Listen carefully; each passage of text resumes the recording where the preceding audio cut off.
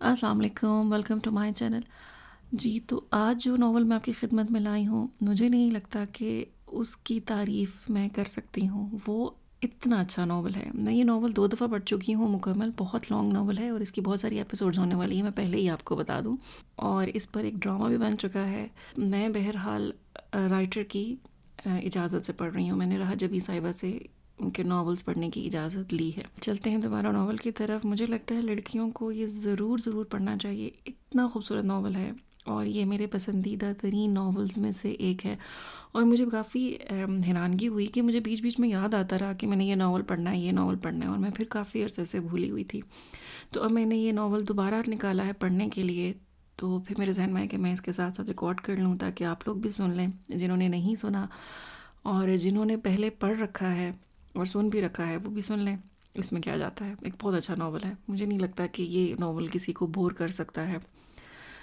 तो चलिए स्टार्ट करते हैं। नावल का नाम है ज़र्द मौसम और इसे लिखा है राह जबीं ने, और पेश खिदमत है इसकी पहली किस्त।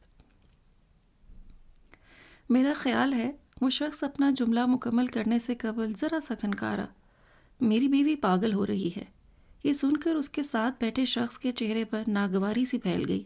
उसने अस्तरारी अंदाज में पहलू बदला, मगर मुंह से एक लफ्ज़ कहे बगैर डॉक्टर के चेहरे पर नज़रें जमा दी। डॉक्टर शहरोज़ रज़ा ने बारी बारी दोनों अशख़ास का जायज़ा लिया।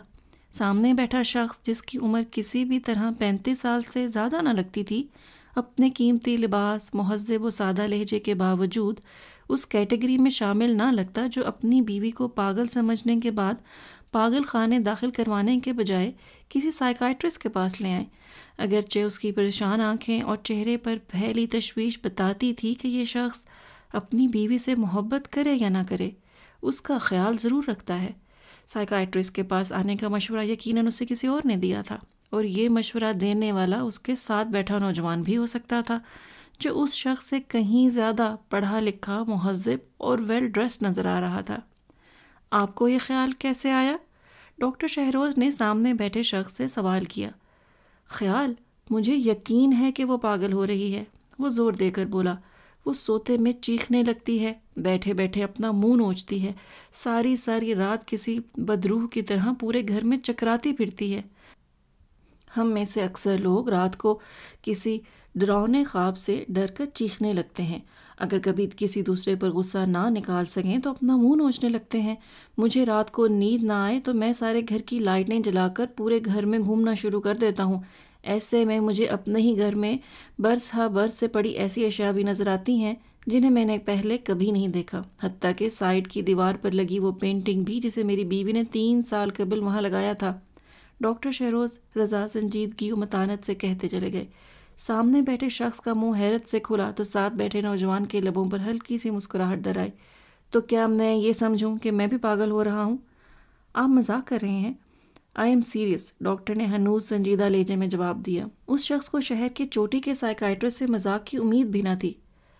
आप शायद समझे नहीं, वो अजीबो गरीब हरकतें करने लगी है। उसे किसी चीज़ की परवाह नहीं, ना मेरी ना घर की। उसे लगता है कोई उसका पीछा कर रहा है। कभी कभी वो अपने हाथ पांव यूं छुड़ाती है जैसे किसी ने उसे जकड़ रखा हो, और कभी कभी उसे लगता है कि कोई उसका गला दबा रहा है। डॉक्टर शहरोज़ रज़ा को अचानक कल शाम बाग़ जिना में देखी जाने वाली लड़की याद आ गई। आपकी शादी को कितना अरसा हो गया है? डॉक्टर ने कलम संभाला। तकरीबन 4 साल। आपकी बीवी की ये कैफियत कब से है? शायद पिछले साल से। बच्चे? हमारे बच्चे नहीं हैं। आपकी मिसेस की उम्र? यही कोई 23-24। उसने साथ बैठे शख्स को देखा। उसने इस बात में सर हिला दिया। Love marriage? डॉक्टर शहरोज़ ने दोनों मियाँ बीवी के दरमियान उम्र के फ़र्क को बतौर ख़ास नोट किया। नहीं, अरेंज थी। आप काम क्या करते हैं? दुबई में मेरा बिजनेस है। पाकिस्तान कितने अरसे के बाद आते हैं? आना जाना लगा रहता है। मिसेस के साथ आपके ताल्लुकात? अच्छे हैं। मैंने कभी उन्हें किसी चीज़ के लिए परेशान नहीं किया। रुपया, पैसा, घर, सब कुछ उसी के इख्तियार में था। बस वो कभी कभी तल्ख सी हो जाती थी, यूं ही मामूली बातों पर झगड़ने लगती। उनके पेरेंट्स वगैरह, उनकी शादी से कबल ज़िंदगी के बारे में आपको कुछ मालूम है? उस शख्स ने साथ बैठे नौजवान की तरफ देखा। फिर मतज़ब्ज़ब से अंदाज में उसने चंद बातें बताईं जो डॉक्टर शहरोज़ को ख़ासी दिलचस्प लगीं। ٹھیک ہے، آپ اپنی مسز کو 26 تاریخ کو لے آئیں. پہلے مہینے 3 سیشن، اس کے بعد ہر مہینے 2 سیشن ہوں گے. وہ اپائنٹمنٹ خود طے نہیں کرتے تھے، یہ کام ان کی سیکرٹری کا تھا، مگر وہ کیس جس میں انہیں خاص دلچسپی محسوس ہو اس کی تفصیلات وہ خود طے کرتے. وہ شاید نہ آئے. نہیں، نوجوان تیزی سے بولا، میں اسے لے آؤں گا. ڈاکٹر صاحب وہ ٹھیک تو ہو جائے گی؟ ان سے ہاتھ ملاتے ہوئے اس شخص نے امید سے پوچھا تھا. اس دنیا میں کوئی مرض لا علاج نہیں، انشاءاللہ. ڈاکٹر نے ایک حوصلہ افزا مسکراہٹ اچھالی. ان کے جانے کے بعد کمرے میں خاموشی چھا گئی تھی. اب ان کی کوئی اور اپائنٹمنٹ نہ تھی. اس وقت ان کی سیکرٹری انہیں یہی بتانے آئی تھی. ٹھیک ہے مس ثانیہ، آپ جائیں. انہوں نے آنکھیں بند کر کے سر ریوالونگ چیئر کی پشت سے ٹکا دیا. سر آپ، میں بھی کچھ دیر رکوں گا. پورے کلینک میں کچھ دیر کے بعد خاموشی سرسرانے لگی تو ان کا ذہن کل شام کی طرف مڑ گیا. انہیں ایک بار پھر پارک والی لڑکی یاد آ گئی جس کے اداس چہرے اور مضطرب آنکھوں نے ڈاکٹر شہروز کی توجہ اپنی طرف کھینچ لی تھی. انہیں ہمیشہ اداس چہرے اور مضطرب آنکھیں کچھ کھوجنے پر مجبور کر دیتے تھے، اور وہ لڑکی ایسی ہی تھی. باغ میں لوگوں کی چہل پہل سے عجب خوشگواری کا احساس ہوتا تھا. ربشوں پر بکھرے خس و خاشاک قدموں میں چرچراتے تو کہیں پھوٹتی کلیوں کی آہٹیں سنائی دیتی. عطر میں گندی ہوائیں سندیسہ دیتی محسوس ہوتی کہ بہار جاں فضا کے خوش نظر مناظر دل و جاں کو لبھانے آ رہے ہیں. درختوں نے سبز و زرد امتزاج کی شعلیں اوڑھ رکھی تھیں. یہ منظر بے جان محسوس ہوتا، لیکن ننھے منھے بچوں، من چلے نوجوانوں، فراغت کے احساس سے مالا مال بوڑھوں اور رنگ برنگے پراہن نے اس منظر میں مزید رنگ بھر دیے تھے. آج طبیعت یوں ہی گھبرائی تو وہ کلینک سے اٹھ کر باغ جناح چلے آئے تھے، جہاں کی خوشگوار فضا نے ان کی طبیعت پر اچھا اثر ڈالا تھا. یہ باتیں جھوٹی باتیں ہیں، یہ لوگوں نے پھیلائی ہیں. تم انشا جی کا نام نہ لو. کیا انشا جی سودائی ہے؟ وہ جہاں آ کر بیٹھے تھے وہاں قریب ہی گھاس پر دراز نوجوان ٹوپی سے چہرہ ڈھانپے مسلسل یہی شعر گنگنا رہا تھا. شام ڈھلنے اور دھوپ رخصت ہونے کو تھی. پرندوں کی واپسی کا سفر شروع ہو گیا تھا. فضا میں واپس لوٹتے کووں کی کائیں کائیں سماعتوں میں خراشیں ڈال رہی تھیں. آخر ہم نے آپ کو پکڑ ہی لیا ڈاکٹر صاحب. بےحد کھنکتی آواز پر انہوں نے چونک کر سر اٹھایا. سیاہ کارڈیگن اور ویلوٹ کی سیاہ شال میں ملبوس نازک سی خاتون کی چمکتی آنکھیں ڈاکٹر شہروز کے چہرے پر مرکوز تھیں. ان کے لبوں پر خوشگوار سے مسکراہٹ بکھری. تو یہ مصروفیت ہے جناب کی. کیسے مزاج ہیں؟ دعائیں ہیں آپ کی. اکیلی آئی ہیں؟ ہاں، میرے ہسبینڈ خاصے مصروف ہوتے ہیں. انہوں نے افسوس سے سر ہلایا. اس خوشگوار موسم میں اکیلے واک کرنے کا کیا مزہ. نہیں، آپ جیسے مہربان مل ہی جاتے ہیں. وہ کھلکھلائیں. ان کی ہنسی انہی کی طرح خوبصورت تھی. کیا میں آپ جیسی خوبصورت خاتون کی ہمراہی کا شرف حاصل کر سکتا ہوں؟ انہوں نے کھڑے ہوتے ہوئے ہاتھ بڑھایا. او مائی پلیجر. انہوں نے نزاکت سے ڈاکٹر کا ہاتھ تھام لیا. خاتون کی کھنکتی ہنسی اور ڈاکٹر کا جاندار کہکا یکجا ہوئے تو قریب لیٹے نوجوان کی گنگناہٹ میں خلل پڑا. اس نے ذرا ٹوپی کھسکا کر انہیں دیکھا. چلیں. تبھی ایک طرف سے 2 بچے آگے پیچھے بھاگتے ہوئے آئے. ایک پل کو ٹھٹکے مگر دوسرے ہی پل نعرہ لگایا. ڈیڈی، مائی سن. انہوں نے ذرا سا جھک کر دونوں بازو پھیلائے اور بچوں کو اپنے اندر سمیٹ لیا. ڈیڈی آپ روز یہاں آتے ہیں؟ بچوں کے سوالات شروع ہو گئے تھے. کبھی کبھی. ممی بھی کبھی کبھی لے کر آتی ہیں. انہوں نے شکایت لگائی تو پاس کھڑی ممی نے ان کے کان پکڑ لیے. شیطانو، اب چھوڑ دو ڈیڈی کی جان. گھر پہ بھی قبضہ جمائے رکھتے ہو. ڈاکٹر شہروز نے انہیں نیچے اتارا اور بیوی سے پوچھا، چلیں؟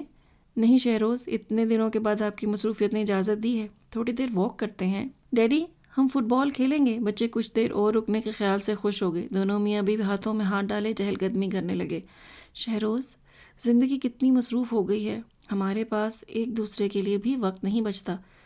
جس لمحے ہیرا نے ان کے کندھے پر سر ٹکا کر یہ شکوہ کیا تھا اور وہ اس کے بالوں سے اٹھتے امپورٹڈ شیمپو کی بھینی بھینی خوشبو کو محسوس کرتے ہوئے جواب دینے کو ہی تھے کہ نگاہوں کی گرفت میں سفید لباس میں ملبوس وہ لڑکی آ گئی جس کے ادھ کھلے بال چہرے کا احاطہ کیے ہوئے تھے. وہ بغیر کسی سویٹر جرسی کے دونوں ہاتھ پہلو میں گرائے ارد گرد سے بھی اکثر بے نیاز کسی معمول کی طرح چلی آ رہی تھی. اس کے سفید لمبے دوپٹے کا پلو گھاس پر گھسٹتا چلا آ رہا تھا. ڈاکٹر شہروز کا دل چاہا وہ لڑکی کو ٹوکیں. انہیں ماں جی یاد آ گئیں. وہ جب بھی کسی کے دوپٹے کو یوں زمین سے چھوتا دیکھتی تو فوراً دہائی دیتی، اٹھاؤ اپنا دوپٹہ، نحوست ہوتی ہے. کیا سوچنے لگے؟ ہیرا نے ان کا چہرہ کھوجا. تمہاری بات پر غور کر رہا تھا. لڑکی ان کے قریب سے گزر گئی اور سبز گھاس پر گھسٹتا سفید دوپٹہ بھی بچے فٹ بال کے پیچھے دوڑ لگا رہے تھے۔ ہیرا کے ساتھ ہلکی پھلکی خوشگوار باتیں کرنے کا موقع بہت دنوں کے بعد ہاتھ لگا تھا۔ وہ ایک مقامی کالج میں اکنامکس کی لیکچرر تھی، ذہین، خوبصورت، ایکٹیو اور بلا کی بزلہ سنج، جس نے انہیں گھر اور بچوں کی ذمہ داریوں سے یکسر بے نیاز کر دیا تھا۔ تھوڑا سا آگے جا کر وہ دونوں واپس پلٹے تو وہ لڑکی سنگی بینچ پر بیٹھی بڑی بے دردی سے اپنے ہاتھ کے ناخن چبا رہی تھی۔ ڈاکٹر شہروز کو اس کی آنکھوں میں معجزن اضطراب نے متوجہ کیا تھا۔ وہ لاشعوری طور پر بار بار اس کی طرف متوجہ ہو رہے تھے۔ اس کے گلے، ہاتھوں اور کانوں میں موجود ہلکا پھلکا مگر سٹائلش سا زیور اسے کسی کھاتے پیتے گھرانے کی فرد ظاہر کر رہا تھا۔ تبھی عادل کی کک سے فٹ بال اڑتا ہوا اس کے پیروں سے آ ٹکرایا۔ وہ بری طرح چونکی، تیزی سے پاؤں پیچھے کیے اور جھک کر دیکھا۔ عادل ایکسکیوز می میم کہہ کر اپنا بال لے گیا تھا، مگر وہ ابھی تک جھک کر اپنے پیر دیکھ رہی تھی۔ پھر اس نے آہستگی سے اپنے پیروں کو جھٹکا، تیزی سے اپنے ہاتھ سے کسی نادیدہ چیز کو پیچھے ہٹانے کی سعی کی۔ اس کا چہرہ جھکا ہوا تھا۔ ڈاکٹر شہروز اس کے چہرے کے تاثرات نہ دیکھ سکتے تھے، مگر لاشعوری طور پر وہ رک گئے۔ ہیرا کی توجہ اب بچوں کی طرف تھی۔ اس لڑکی پر اب دورے کی سی کیفیت طاری ہو چکی تھی۔ وہ پوری قوت سے کسی کو دور دھکیلتی اور خود کو چھڑانے کی کوشش کر رہی تھی۔ اس کے بھیجے بھیجے لبوں سے دبی دبی آوازیں نکلنے لگیں۔ ارد گرد اکا دکا لوگ رکنے اور کچھ ڈھلتی شام کے پس منظر میں اس منظر کو جناتی اثرات سمجھ کر بھاگنے لگے تھے۔ یہ ہیرا گو کی کیفیت میں تھی۔ سنبھالو انہیں، وہ ہیرا سے کہہ کر بچوں کو دیکھنے لگے جو ڈر سے گئے تھے۔ ہٹ جاؤ، چھوڑ دو مجھے۔ نہیں، وہ اب چیخنے لگی تھی۔ ڈیڈی، عمر چھوٹا تھا، ڈر گیا۔ ڈاکٹر شہروز نے دونوں کو بازوں میں سمیٹ کر ان کا رخ بدل دیا۔ تھوڑی دیر کے بعد پلٹ کر دیکھا تو وہ ہیرا کے گلے لگی سسک رہی تھی اور ہیرا کا ہاتھ اس کی پشت تھپتھپا رہا تھا۔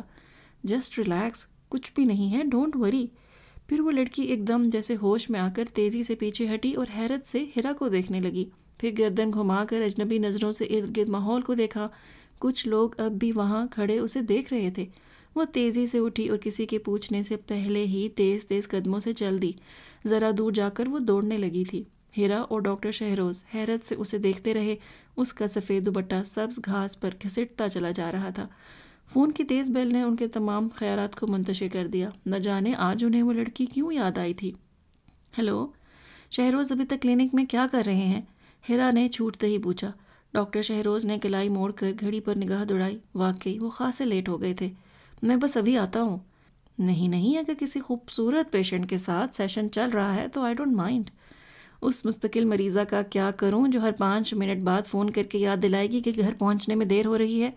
وہ بے بسی سے گویا ہوئے۔ وہ مریض محبت ہے سر، اس کا آپ کچھ نہیں کر سکتے۔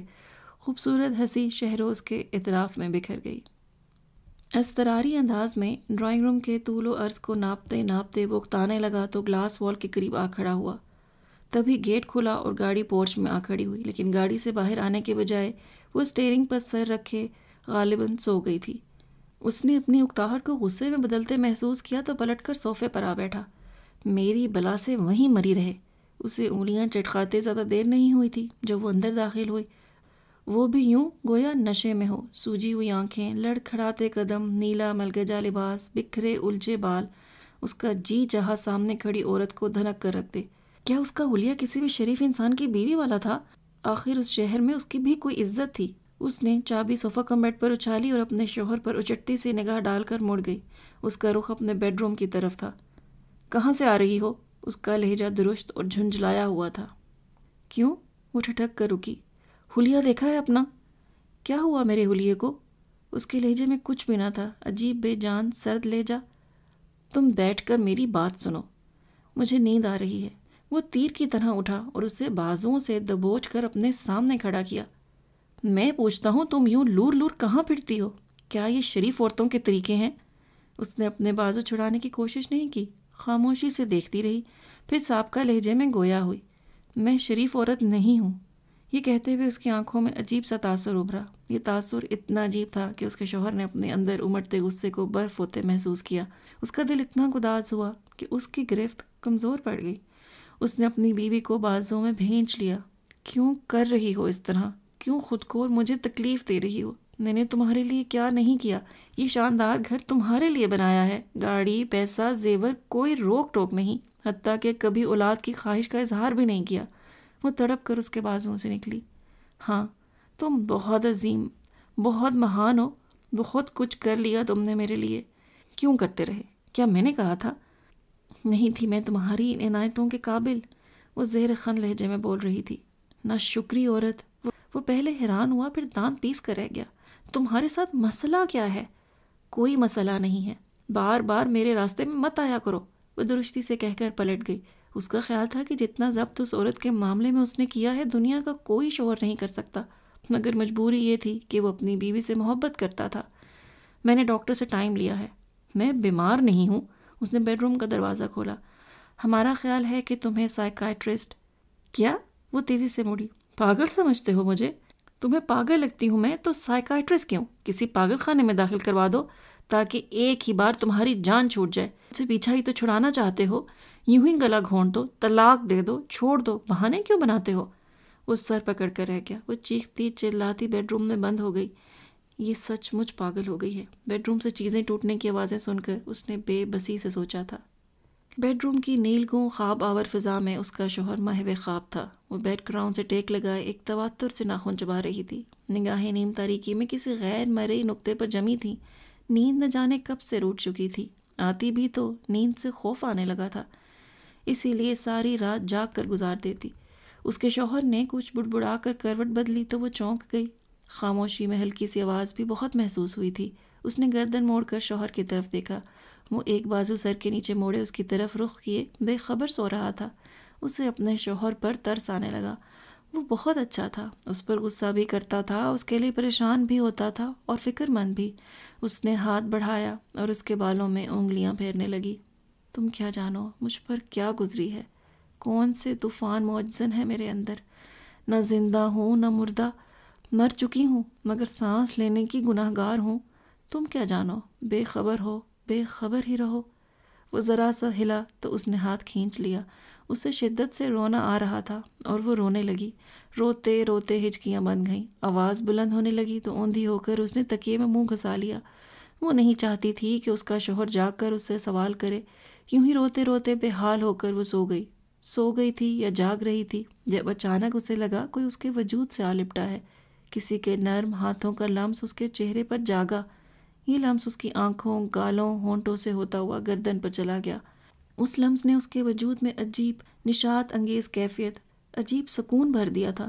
وہ اس کیفیت سے لطف اٹھا رہی تھی، مسرور ہو رہی تھی جب گردن پر نرم انگلیوں کا دباؤ بڑھا اور بڑھتا ہی چلا گیا. اس کے وجود کو ایک جھٹکا لگا. اس کا چہرہ مسخ ہو گیا. اس کا دم گھٹنے لگا. وہ تڑپنے لگی. چھوڑ دو مجھے، چھوڑو مجھے. اس کی آواز پر قریب سویا شخص ہڑبڑا کر جاگا. اس نے دیکھا اس کی بیوی دونوں ہاتھوں سے اپنا گلا دبوچے چیخ رہی تھی. اسے پھر سے دورہ پڑ گیا تھا. اپنے سامنے کھڑی بادامی رنگ کے قیمتی سوٹ پر سبز دوپٹہ اوڑھے خاتون کو دیکھ کر ڈاکٹر شہروز رضا چند ثانیے کے لیے ششدر رہ گئے. یہ 23-24 سالہ خاتون اگر اپنے وجود سے سونے کے زیور الگ کر دے تو آج بھی کالج گرل لگ سکتی تھی. آج بھی انہوں نے اپنے ہی خیال کو رد کیا. یقیناً اس کے ساتھ کی لڑکیاں بھی کالج میں ہی پڑھتی ہوں گی، مگر اس لڑکی کو دیکھ کر احساس ہوتا تھا کہ وہ زندگی کو بہت گہرائی سے برت چکی تھی. اس کا چہرہ گول، آنکھیں بڑی بڑی مگر بجھی ہوئی، جن کے گرد گہرے حلقوں نے ان کی ساری خوبصورتی چھین لی تھی. اس کے ہونٹوں کے کنارے سیاہ پڑنے لگے تھے. کچھ عرصہ قبل یہ چہرہ کتنا شاداب رہا ہوگا. انہیں خیال آیا، کیسی ہیں آپ؟ وہ پیپر ویٹ پر نظریں جمائے خاموش بیٹھی رہی. مجھے ایسا کیوں لگ رہا ہے کہ میں آپ سے پہلے بھی مل چکا ہوں. اتنے دن گزرنے کے بعد بھی ان کے ذہن سے سبز گھاس پر گھسٹتا سفید دوپٹہ محو نہیں ہوا تھا. اس نے پیپر ویٹ سے نظریں ہٹا کر ڈاکٹر شہروز کے چہرے پر جما دیں، پھر میز کو گھورنے لگی. اس کی نگاہوں نے ڈاکٹر شہروز کے خیال کی نفی کی تھی. ہو سکتا ہے ایسا نہ ہو، مجھے یوں ہی لگا ہو. وہ فوراً اپنے خیال سے تائب بھی ہو گئے. بعض چہرے ایسے ہی ہوتے ہیں کہ دیکھ کر اجنبیت کا احساس تک نہیں ہوتا. نفسیاتی الجھنوں کا شکار اکثر مریض بہت دیر میں کھلتے تھے کہ وہ دوسروں کے ساتھ ساتھ خود اپنے آپ سے بھی خوفزدہ رہتے ہیں. ڈاکٹر شہروز کا برسہ برس کا تجربہ تھا کہ ڈاکٹر کا اپنائیت بھرا انداز اور برجستہ لہجہ ایسے مریضوں کا اعتماد بحال کرتا تھا. دھیرے دھیرے وہ اس خوف پر قابو پاتے اور انہیں لگتا وہ کسی اور کے سامنے نہیں بلکہ آئینے کے سامنے بیٹھے اپنی کوتاہیوں، گناہوں اور بعض اوقات ایسی بے بنیاد الجھنیں جن کا سرے سے کوئی وجود ہی نہیں ان کا اعتراف کر رہے ہیں. سامنے بیٹھی لڑکی نے جیسے کچھ نہ بولنے کی قسم کھا رکھی تھی. ڈاکٹر شہروز کی کوئی بھی کوشش اس جامد خاموشی میں دراڑ نہ ڈال سکی، یہاں تک کہ وہ جانے کے لیے کھڑی ہو گئی۔ ڈاکٹر شہروز نے قلم بند کر کے ٹیبل پر رکھ دیا۔ وہ دروازہ کھولتے کھولتے رکی، ذرا مڑ کر ڈاکٹر شہروز کو دیکھا۔ ڈاکٹر، مجھے علاج کی ضرورت نہیں ہے۔ جانتا ہوں۔ ڈاکٹر شہروز مسکرائے۔ زندگی میں کبھی کبھار ہمیں ایسے غم گسار اور مونس کی ضرورت ہوتی ہے جس کے سامنے ہم دل کا بوجھ ہلکا کر سکیں، کوئی ایسا اجنبی جس کے سامنے ہم اپنا آپ کھول کر رکھ دیں، جس سے ہماری خوبیوں سے کوئی سروکار نہ خامیوں سے، جس کے سامنے ہماری سجی سجائی شخصیت کا بت پاش پاش ہو تو یہ خدشہ نہ ستائے کہ وہ ہم سے نفرت کرنے لگے گا۔ جامع تاثرات میں ہلکی سی دراڑ پیدا ہوئی۔ جب دل پر بوجھ اتنا بڑھ جائے کہ سانس لینا دشوار محسوس ہو تو شہروز رضا کو ضرور یاد کیجیے گا۔ واضح رہے، صرف شہروز رضا سے، میں نے ڈاکٹر کا لفظ استعمال نہیں کیا۔ وہ الجھی الجھی نظروں سے انہیں دیکھتی رہی، پھر دروازہ کھول کر تیزی سے باہر نکل گئی۔ ڈاکٹر شہروز رضا کے ہونٹوں پر مسکراہٹ بکھر گئی۔ وہ جانتے تھے کہ اب وہ ضرور آئے گی۔ پتہ نہیں اسے کیا ہوتا جا رہا ہے، مجھ سے بات ہی نہیں کرتی، خود سے کروں تو جواب نہیں دیتی یا چیخنے لگتی ہے۔ مجھے تو یوں لگتا ہے کہ کچھ دن اور یہ حال رہا تو میں پاگل ہو جاؤں گا۔ وہ سچ مچ بے حد پریشان تھا۔ آپ خود کو ریلیکس رکھیں، کبھی کبھی ہو جاتا ہے، ایسے ہی لاشعور میں کوئی گرہ بن جاتی ہے جس سے خود مریض بھی لا علم ہوتا ہے۔ ڈاکٹر شہروز نے تسلی دی۔ میں لاشعور وغیرہ نہیں جانتا، میں نے اس عورت کے لیے سب کچھ کیا، کبھی اس کے منہ سے نکلی کوئی بات رد نہیں کی، اس کی ہر خواہش ہر فرمائش کو سر آنکھوں پر رکھا، اور وہ ہے کہ آپے سے باہر ہوتی جا رہی ہے۔ ایسی ناشکری عورت میں نے پہلے کبھی نہیں دیکھی۔ اس کا لہجہ تلخ ہو گیا تھا۔ ایسا تو نہیں کہ اسے اولاد سے محرومی کا احساس شدت سے ہونے لگا ہو، وہ اس خوف کا شکار ہو کہ کہیں اس بات کو بنیاد بنا کر آپ اسے چھوڑ نہ دیں یا دوسری شادی کر لیں۔ میں نے کہا تھا ہم کوئی بچہ گود لے لیتے ہیں، میری اپنی خالہ زاد بہن اپنا 6 ماہ کا بچہ چھوڑ کر مری ہے، مگر وہ نہیں مانی۔ اب اس کے لیے میں اور کیا کروں؟ وہ تلخی سے گویا ہوا۔ ڈاکٹر شہروز نے ستائشی نظروں سے سامنے بیٹھے شخص کو دیکھا جو بہت پریشان تھا اور جو اپنی بیوی کی خاطر کسی اور کی اولاد گود لینے کو بھی تیار تھا۔ آپ دونوں اپنا میڈیکل چیک اپ کروا چکے ہیں؟ ڈاکٹر شہروز نے اچانک سوال کیا۔ ہاں، اس نے میڈیکل سائنس کو حد الامکان مہذب قسم کی گالی دی۔ یہ ذلیل کام میں کروا چکا ہوں۔ وہ بھی کہتی ہے کہ بس خدا نہیں چاہتا۔ ڈاکٹر شہروز نے اسے تسلی دے کر رخصت کیا۔ آپ بالکل فکر مت کریں، انہیں ان کے حال پر چھوڑ دیں، ایسے مریض تھوڑا وقت لیتے ہیں مگر ٹھیک ہو جاتے ہیں۔ وہ گھر بیٹھ کر جتنا مرضی چیخے چلائے، کچھ بھی کہے، مجھے پرواہ نہیں ہے، مگر جب وہ گاڑی لے کر نکل جاتی ہے اور سارا دن گھر نہیں آتی تو مجھ سے برداشت نہیں ہوتا، اس نے جاتے جاتے کہا تھا۔ اس کے بعد ڈاکٹر شہروز نے 2 مریض مزید دیکھے۔ سر، سیٹ بشیر نے اپنی اپائنٹمنٹ کینسل کروا دی تھی، انہیں اچانک لندن جانا پڑ گیا ہے، ان کی سیکرٹری نے بتایا۔ اوکے۔ اپنا موبائل، گاڑی کی چابی اور والیٹ لے کر وہ باہر نکل گئے۔ ان کا ارادہ اپنے ایک دوست کی طرف جانے کا تھا، مگر درمیان میں کسی خیال کے تحت گاڑی کا رخ باغ جناح کی طرف موڑ دیا۔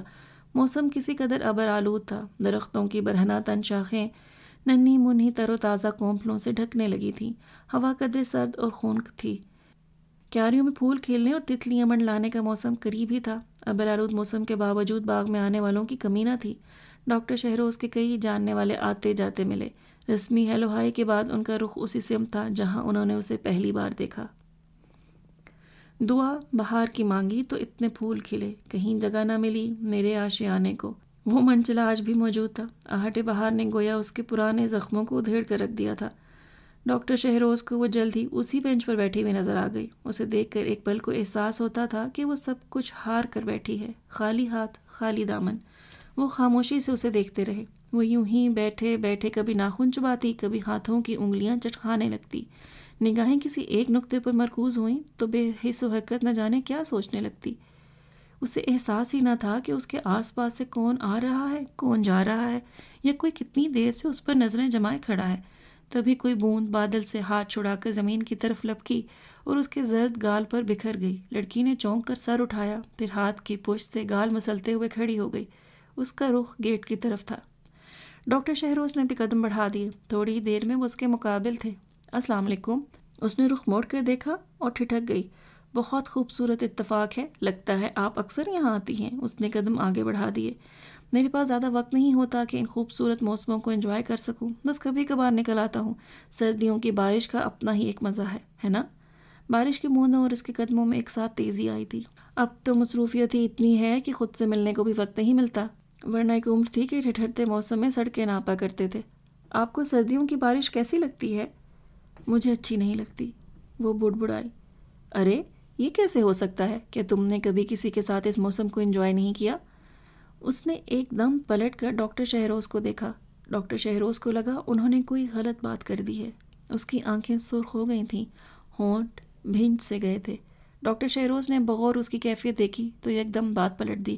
شاید تمہیں میری بے تکلفی بری لگی ہے، دراصل تم مجھ سے عمر میں کافی چھوٹی ہو۔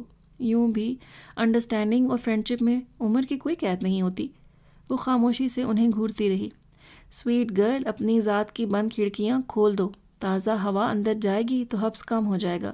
انہوں نے ایک بار پھر اس کے منجمد احساسات پر ہلکی سی ضرب لگائی۔ وہ تیز تیز پلکیں جھپکتے ہوئے 2 قدم پیچھے ہٹی اور پلٹ کر بھاگتی چلی گئی۔ ڈاکٹر شہروز وہیں کھڑے اسے دیکھتے رہے، یہاں تک کہ وہ نظروں سے اوجھل ہو گئی۔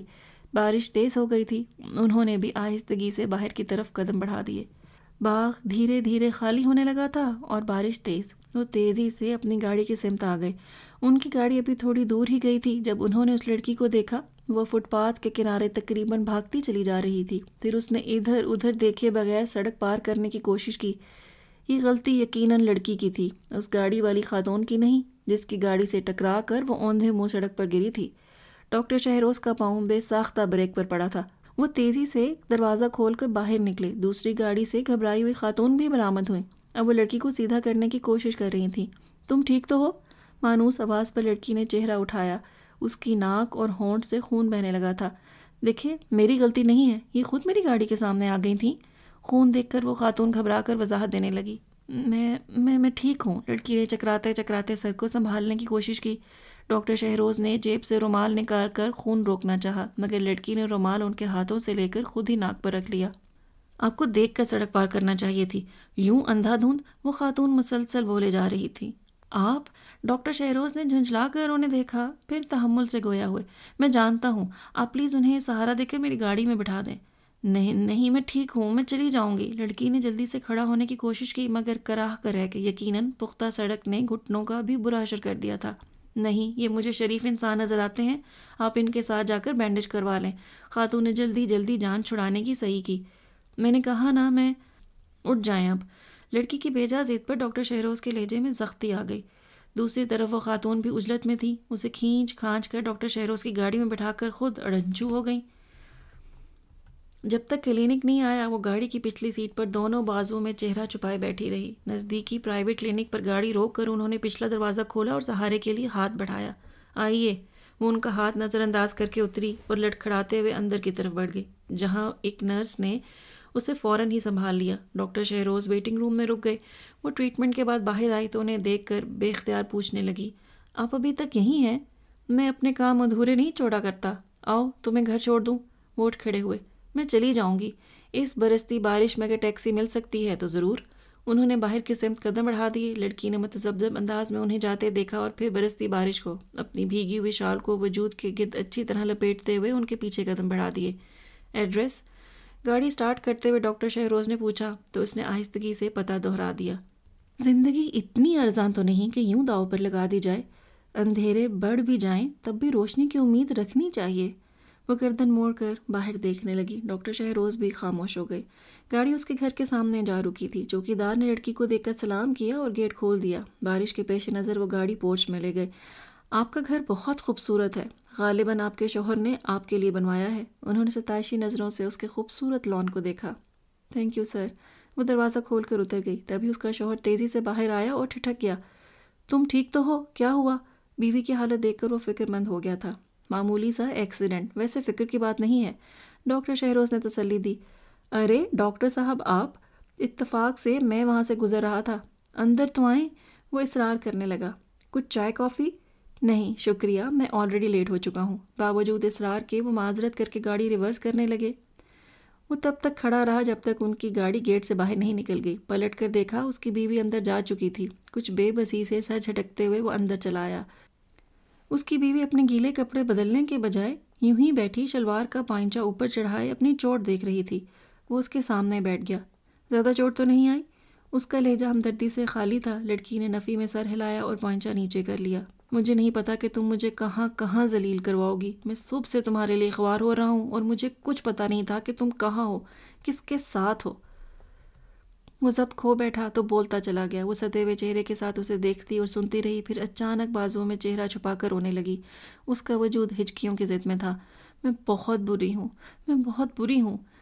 پتہ نہیں میں اس کے سامنے ہمیشہ بے بس کیوں ہو جاتا ہوں. اس نے آہستگی سے اس کے گرد بازو پھیلایا.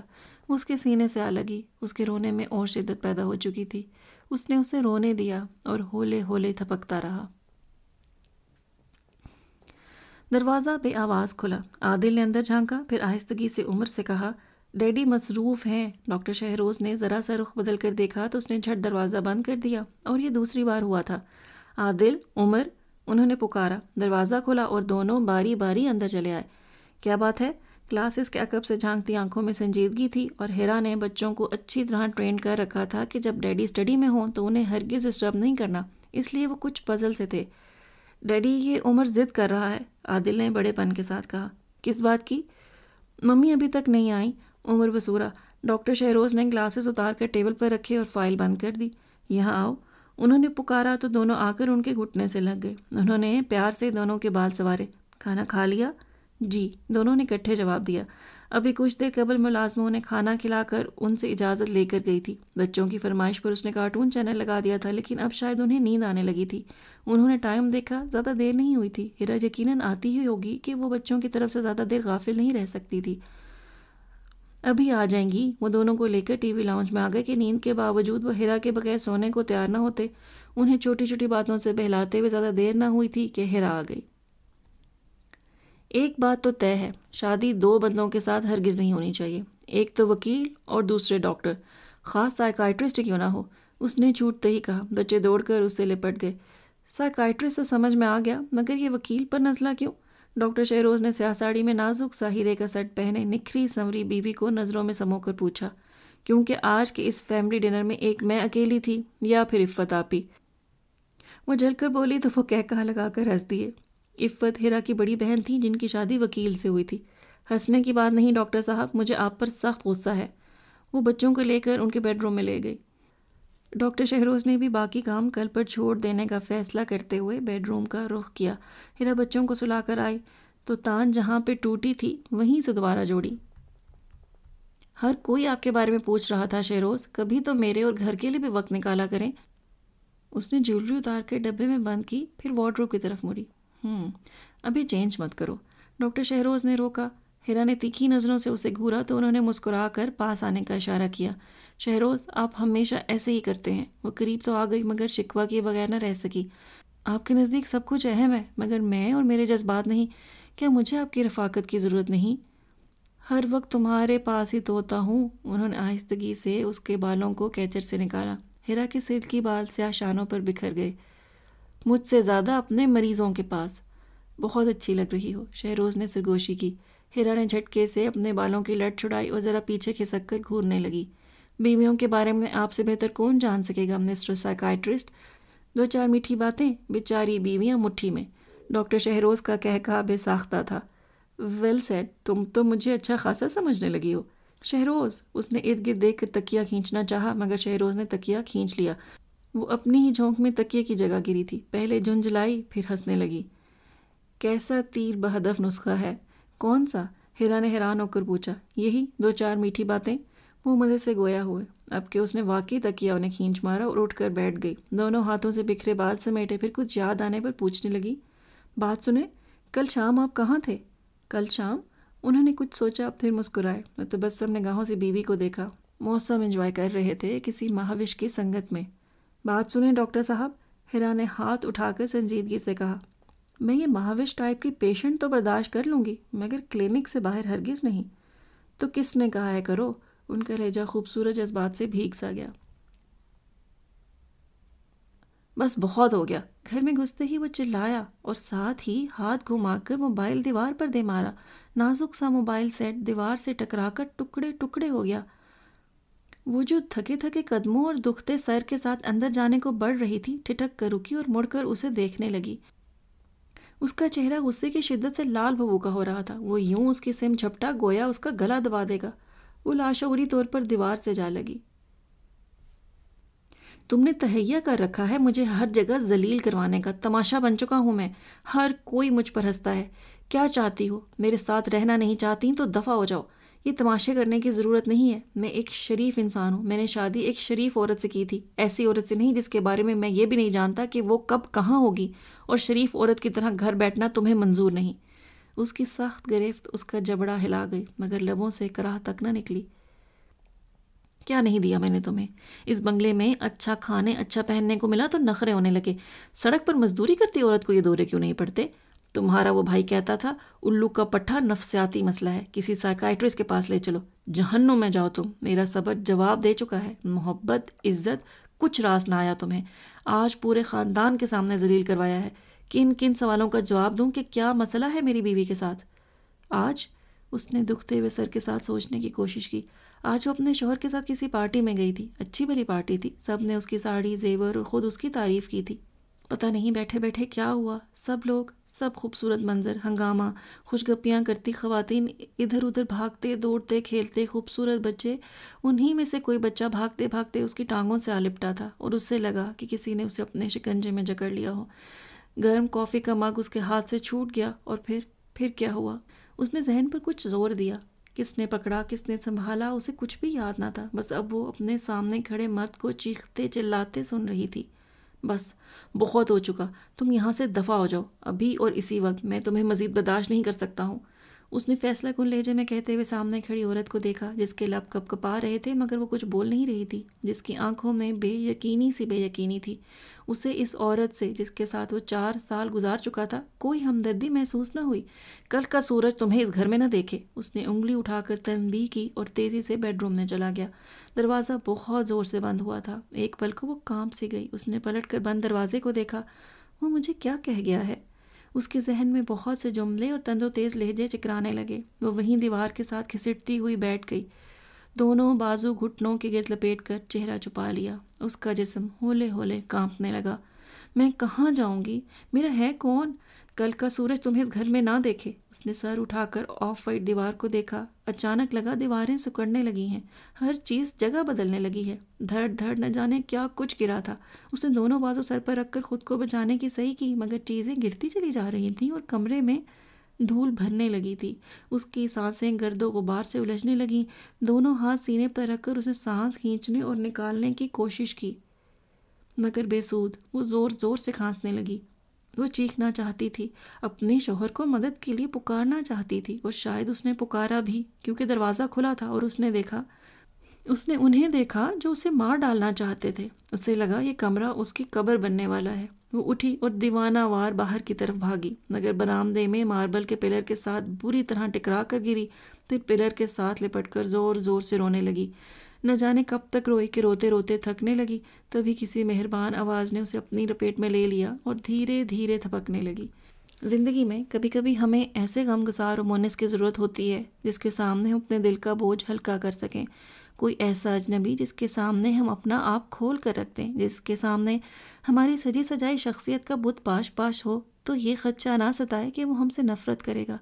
جب دل پر بوجھ اتنا بڑھ جائے کہ سانس لینا دشوار محسوس ہو تو شہروز رضا کو ضرور یاد کیجیے گا۔ اس کے آنسو آنکھوں میں جمنے لگے۔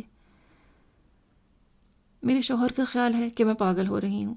حسب توقع انہیں زیادہ انتظار نہیں کرنا پڑا، وہ ان کے سامنے تھی، بے حد مضطرب اور مزمحل۔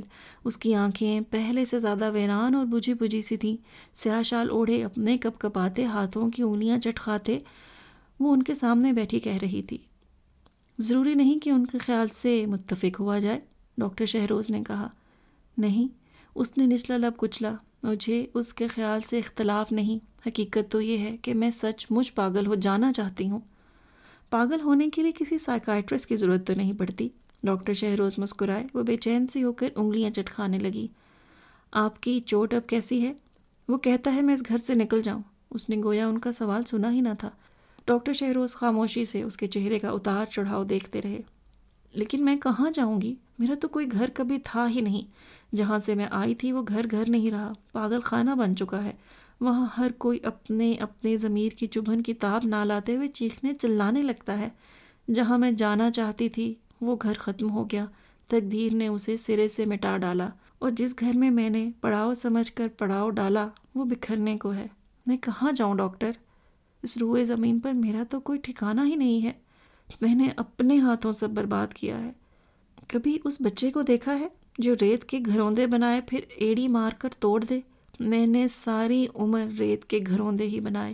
میں ہمیشہ نادان بچہ بنی، ایڑیاں مار مار کر گھروندے توڑتی رہی، کبھی بالغ ہو ہی نہ سکی۔ وہ اضطراری انداز میں ناخن چبانے لگی، پھر گلے پر ہاتھ رکھ کر بند کھڑکی کو دیکھتے ہوئے بولی، کھڑکیاں کھول دیں ڈاکٹر۔ انہوں نے خاموشی سے اٹھ کر سلائیڈز ہٹا دیں اور پلٹ کر اسے دیکھنے لگے۔ تازہ ہوا اندر آئی تو اس نے ایک طویل سانس لے کر گلے سے ہاتھ اٹھا لیا۔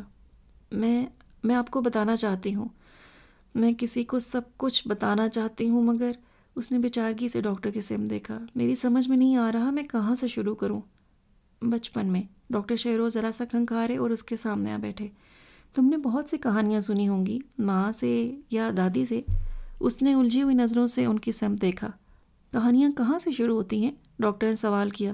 ایک دفعہ کا ذکر، وہ کچھ نہ سمجھی کے عالم میں بولی تھی۔ ایک دفعہ کا ذکر ہے، ایک لڑکی تھی، بہت خوبصورت اور پیاری۔ اس کے سیاہ پڑتے لبوں کے کنارے ذرا سا پھیلے۔ کہانی کسی ایک فرد کا قصہ تو نہیں ہوتی ڈاکٹر صاحب، بہت سے لوگ، بہت سے کردار اس میں اپنا اپنا حصہ ڈالتے ہیں تو ایک کہانی بنتی ہے۔ آپ کہاں تک سنیں گے؟ جہاں تک تم سنا سکو۔ وہ برجستہ گویا ہوئے۔ وہ الجھن امیز انداز میں انہیں دیکھنے لگی۔ ایک لڑکی تھی، بہت خوبصورت اور پیاری۔ انہوں نے دوبارہ اکسایا۔